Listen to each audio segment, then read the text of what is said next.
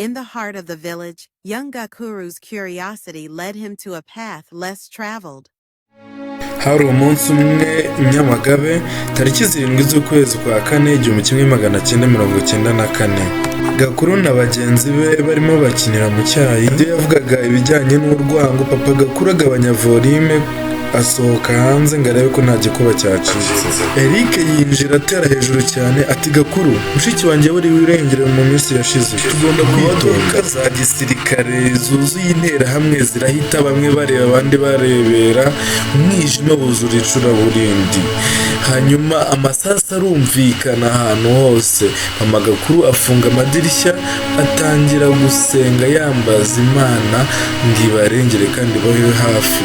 Umwijima wuzura icuraburindi, umutuzo urabura, ubuzima buragenda, umwijima uragara wuzura ahantu hose. Hanyuma urwango rw'imbuto ruratangira ruramera.